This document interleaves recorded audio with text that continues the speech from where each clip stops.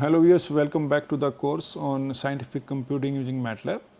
So today we are going to discuss the lecture 25.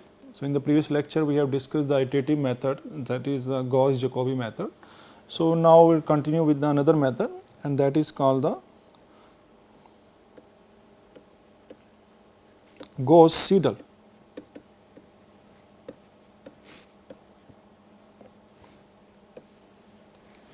So this is also a iterative method.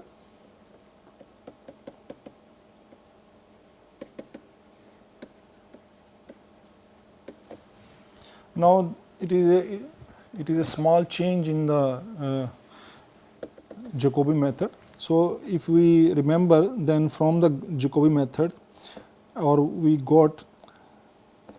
have a system of equation Ax is equal to b, and we got this iteration process.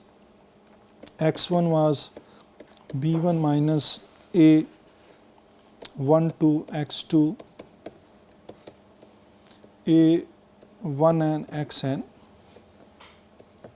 So this is all divided by a11, then x2 is b2 minus a21 x1 plus a23 x3, and it is a2n xn divided by a22. So it is bn minus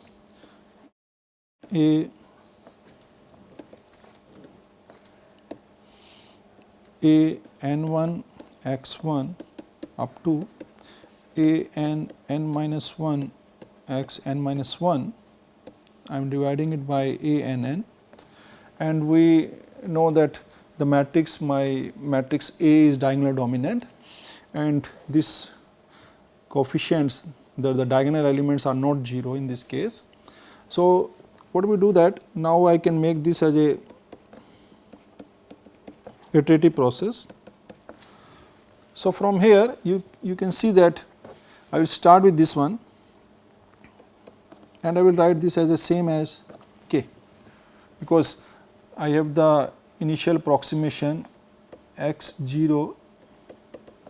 So this is the given approximation to me. I will put the values there and I will get this value here. Now what I do that, I will use this value. So whatever the value, updated value I am getting, I am using this value here, and I will write this as a k plus 1, and this term will be k. So in this case what I am doing, I am using the updated value of x1 to find the value of x2. In the Jacobi method we are using the same k everywhere to find this whole vector as a to find the updated value of the whole vector, but here we are not doing that. We are taking whatever the updated value is available to me, I will use that value to find the updated value of the another variable. So in this case we will keep going like this one, and in the last one I will use as a k plus 1 next and k plus 1. So whatever the value is available to me, I will use this one, and then this process is called Gauss-Seidel process.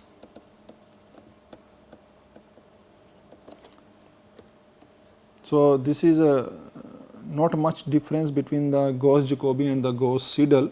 Only thing is that, so this is the more updated value, and from here we can also see that this method may converge faster than Gauss-Jacobi.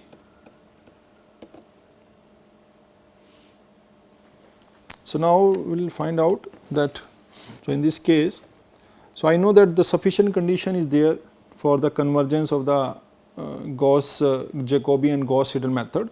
Now I will find out the condition of convergence of iterative method. Now what is there? So I have my process Ax is equal to b. So this is the process given to me. What I can do that, I can convert my matrix A into this form, L plus D plus U. So this is, I can call it lower triangular matrix with 0 diagonal. So, all the elements of the diagonal are 0. This one is diagonal matrix.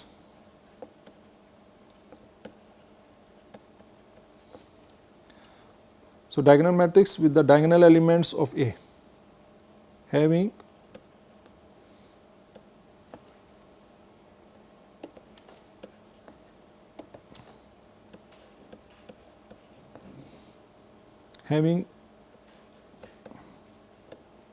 diagonal elements of A as a diagonal elements, and this one is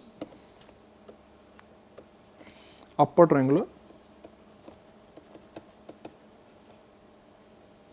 matrix, upper triangular matrix with 0 diagonal elements. For example, I have a matrix, suppose I take the matrix A is equal to 1, minus 1, 2, 3, 1.5, 4, 2, 1, 0. So, suppose I take this matrix. So, I do not want the diagonal elements to be 0. So, this one I can write diagonal elements cannot be 0, because if this is the case, then I will change this one to this form 1, minus 1, 2, 2, 1, 0, 3, 1.54. Now, there is no diagonal element that is 0. So, I will convert this one into the form like this one. Now, I will write L. So, it is 0, 0, 0, 0, 0, 0, 2, 3, 1.5. So, I will write like this one. So, in this case, I have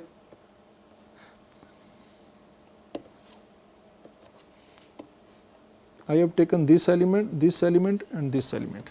So, that is same as this one, and then I will write plus my diagonal matrix. So, diagonal matrix I write 1, 1, 4. So, this is same as this one here, and all other are 0, plus then I take the another matrix upper triangular. So, I left with only this, this and this. So, I will take this as a minus 1, 2, 0, and this is all other elements at 0. Okay, so, from here I can cite that this is my L, this is my D, and this is my U. So, I can say that my matrix A is now L plus D plus U, and D matrix is invertible. Invertible means it does not have, because I know that the diagonal elements, the magnitude or the determinant of the diagonal matrix is 1 into 1. So, that will be 1 into 1 into 4. So, 4 is the value. So, if any of the diagonal element is 0, then it will be 0 and it is not invertible. So, we want our D should be invertible. So, that is why we have to make the changes. So, any matrix can be written as a form of L plus D plus U. Then, so let us see that condition for convergence of iterative process.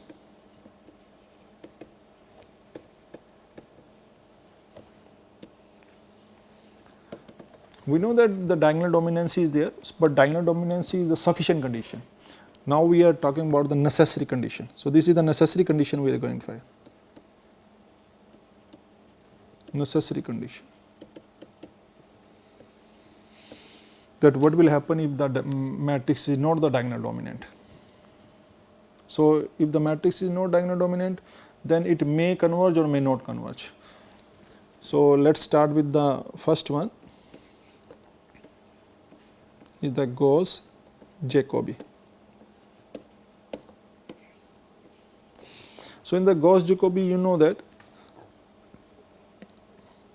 I have A, x is equal to B. So that is my L plus D plus U.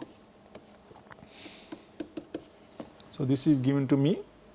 Now from here I can write, so from the Gauss-Jacobi method, you know that I will take all the elements of L on the right hand side and all the elements of U on the right hand side. So from here I can make this system as, I can write this system as B minus L plus U x. So this can be written as, and then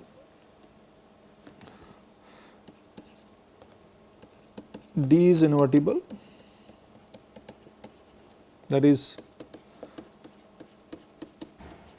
non-zero.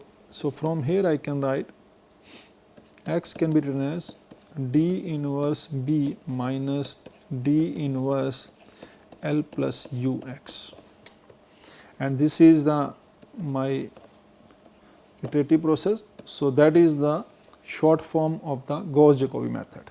So this is my Gauss-Jacobi method.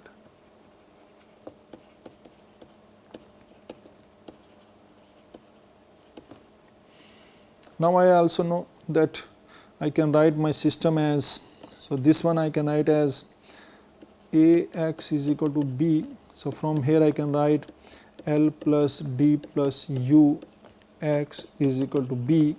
So from here I can write my x can be written as D inverse B minus D inverse L plus U x, where x is the exact solution. So I can take it as a 1 and I can take it as a 2. Now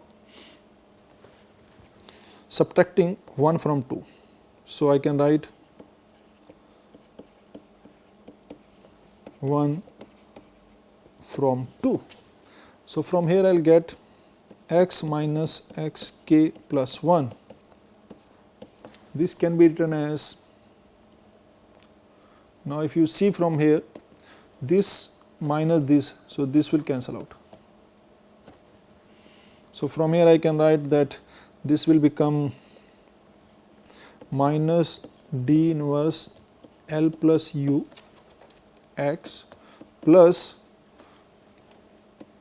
D inverse L plus U x k, and from here I can write that minus, so this is equal to, not implies, so this is equal to minus D inverse L plus U, and from this I can take common, so the inside I will get x minus xk. So this is what? It is the exact solution minus the approximation at the kth step. This is the exact solution and minus the approximation at the k plus 1th step. So let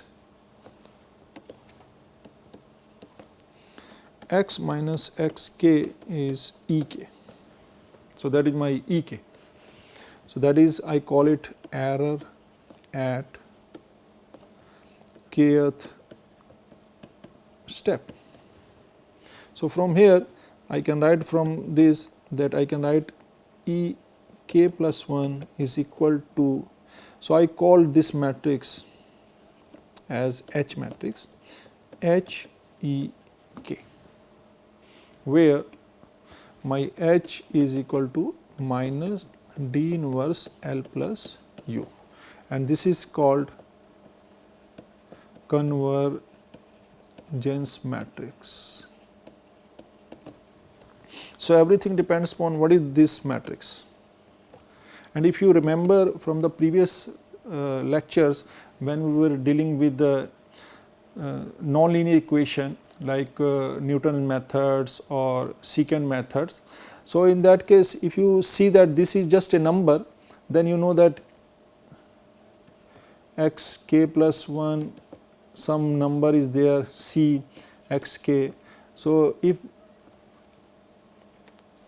note that the error, so E k is equal to c ek minus 1 like this one, and then we can change this one into ek is equal to ck E0, if you remember by the continuous substitution.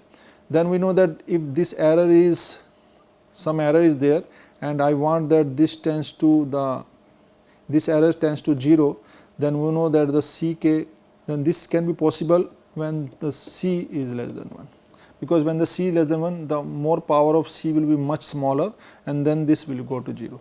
The same concept we can apply here, but here we are dealing with the matrix. So, how we can deal with such type of things? Now, I know that this is my matrix. So, let H has n eigenvalues and n linearly independent eigenvectors. So, I know that I am saying that H x is equal to lambda x. So, not x, I should not take this x. So, suppose this I am taking H v is equal to some lambda v. So, it is n cross n matrix. So, it will have a n number of eigenvalues. So, I am considering that this eigenvalue is there, n eigenvalue is there, and we are getting the L linearly independent eigenvectors. So, that we are considering here. Now, from here I can say that, so using this one value I can write. Now, what I do is that from equation number maybe which equation number is there, 1 is there. So, I can call it 2 equation. So, equation 2 can be written as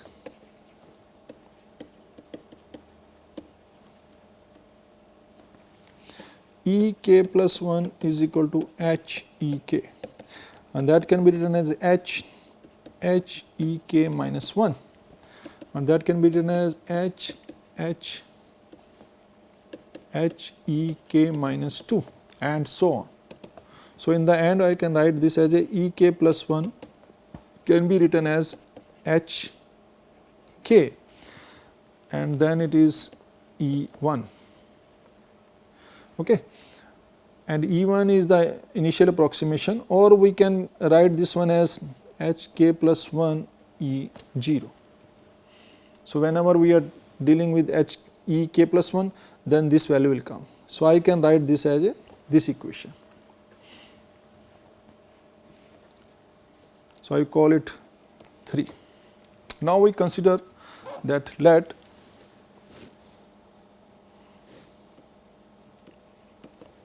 my E0, what is my E0? E0 is x minus x1 0,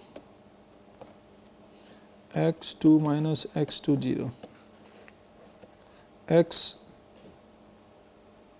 n minus x n 0. So, that is a vector basically. So, I call this vector, that this vector can be written as a linear combination of these eigenvectors. So, whatever the eigenvector I am taking, so these eigenvectors. So, let this is equal to some Ci Vi I from 1 to n. So, I am considering this one, that this vector can be written as a linear combination of the eigenvectors of the matrix H.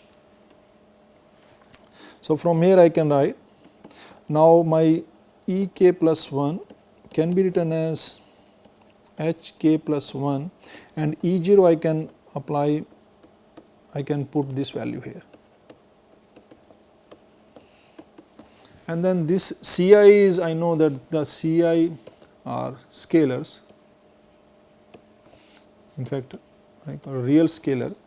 So, I can write this equation as summation, and I can take this H inside. So, I can write Ci Hk plus 1 Vi, and this can be written as summation I from 1 to n Ci, and Hk plus 1 Vi is what? So, instead of this I just write E naught H. So, this is, I will just write H, and using this one I will get this value, and this becomes H V1 Vi, and from here this is equal to I plus 1 to n Ci lambda I Vi, because H of Vi is equal to lambda I Vi, the ith eigenvalue. So, from here I can get my H E naught is equal to this one. Now, from here I can again apply H square E naught. So, that will be H of H E naught, and this can be written as again summation I from 1 to n Ci and then lambda I H Vi, and from here I apply the same method again. So, this will be Ci lambda I, and this is again the lambda I. So, I can write it square Vi. So, if I keep going like this, then from here I can write that H k plus 1 E0 can be written as summation I from 1 to n Ci lambda I power k plus 1 Vi. So, this can be written like this. Now, from here, and that is equal to E k plus 1. Now, if I want that my method that E k plus 1 tends to 0 as k tends to infinity. So, this is possible if the lambda I is magnitude is less than 1, because if the magnitude is less than 1, then this quantity will go to 0 if k tends to infinity. So, if the k tends to infinity, this value tends to 0, because Ci is constant. So, that cannot be changed, and Vi is also the constant vector that cannot be changed. So, if my lambda I is going to 0, then I can say that my error going to 0. So, from here this is possibility when I take the magnitude of lambda I, that should be less than 1, because then the more power of lambda will become much smaller, and then it will tends to 0. So, that is called the, so this is the necessary condition.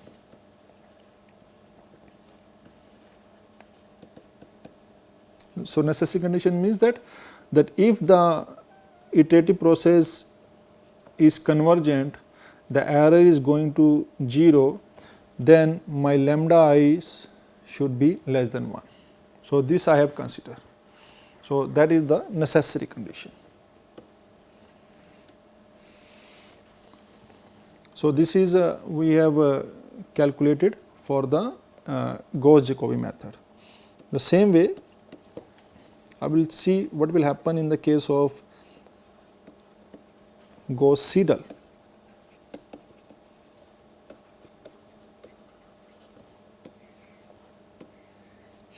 So, this magnitude I have taken, if lambda i's are real, then absolute value, and if lambda i's are complex, then magnitude should be less than 1, or so Gauss-Seidel method. So, in this case I can write my same L plus D plus U x is equal to B, and from here I can write from here. So, this is my, suppose this one. So, from here in this I know that it can be written as L plus D x is equal to B minus Ux, because in this case we are keeping this. So, now I can write this as this, because in the Gauss-Seidel method, if you see then I am updating the values of x, this one. So, in the first case it is okay, in the second case the left part will be the updated value.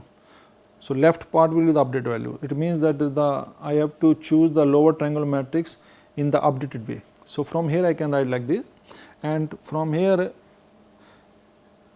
L plus D inverse I am taking is invertible, because L plus D will be a lower triangle matrix.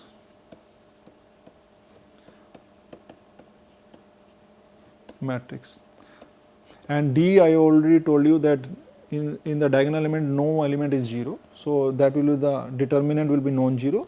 So, from here I can write my x k plus 1 can be written as L plus D inverse B minus L plus D inverse U x k. So, this is there. So, that is I can take it as equation number 1. So, that is my short form of the Gauss-Seidel method. Also, I can write from here my x can be written as L plus D inverse B minus L plus D inverse U x, where x is exact solution. So, the same way subtracting, so 2 minus 1, so it will give you the x minus x k plus 1 is equal to, so this will cancel out, and then I will get minus L plus D inverse U x minus x k. So, from here I can write that this is my E k plus 1 is equal to, this is my H and this is my E k. So, from here I can say that my H is minus L plus D inverse U. So, this is my convergence matrix.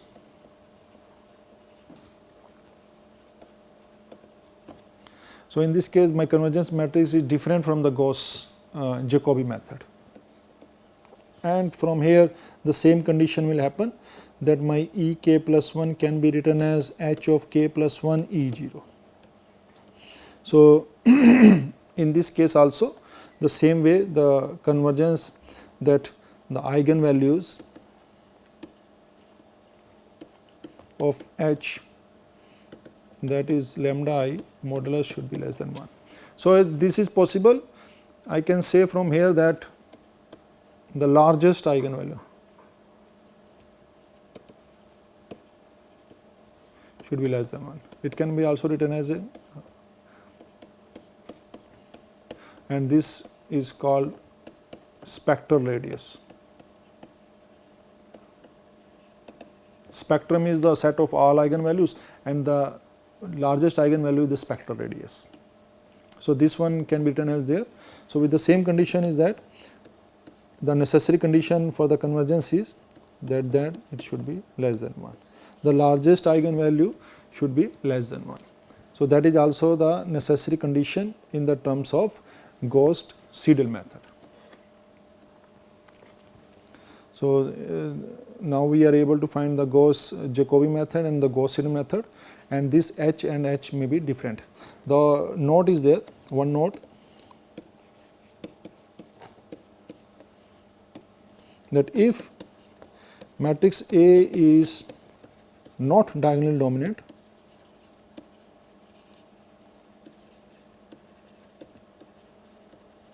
then it may happen that one method is convergent and another may not, because both the cases this matrix is different. So, if the matrix is different, the eigenvalues are different. So, it may happen that one method will converge and another method may not. If the matrix is diagonal dominant, then definitely it is going to converge. So, this is we stop here, and this is all about the Gauss-Seidel method and their convergence. So, maybe in the next class we will go further. So, thanks for watching, thanks very much.